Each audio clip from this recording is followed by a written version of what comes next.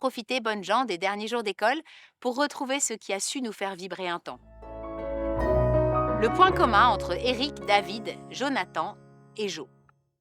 Tiens, tiens, tiens, voilà que ma chronique du 21 juin tombe en ce mercredi, le premier jour de l'été.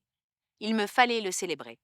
Alors j'ai été chercher l'étymologie du mot et blablabla, mais j'ai aussi appris que le 4 juillet, au cœur de l'été donc, la Terre se trouve à l'aphélie de son orbite et donc au plus loin du centre de la masse du Soleil. Mais c'est bizarre, non? Pourquoi est-on en été le plus loin du Soleil alors que c'est la saison la plus chaude? Eh bien parce que durant la saison estivale, l'hémisphère nord est incliné vers le Soleil, c'est donc l'axe de ses rayons qui arrive plus perpendiculairement sur la Terre et qui chauffe plus. C'est dingue. Bon, ça c'était l'introduction. Mais mon propos était l'été. L'été et tout ce qui l'emmène de beau et de bon, contre Pétri Belge.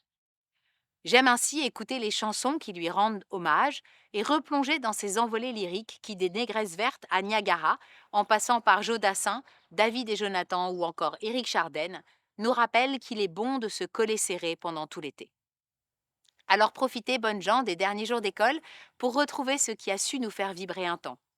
Faites une course de feuilles dans le caniveau pour voir qui arrive le plus vite à l'égout.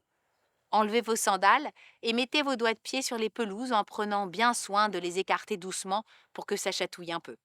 Retirez très gentiment un brin d'herbe et mangez sa pointe blanche de la tige pour en tirer la moelle et goûter la chlorophylle à l'état pur. Approchez-vous des arbres et reniflez leurs odeurs estivales. Prenez le temps de savourer la lumière du jour quand le réveil sonne.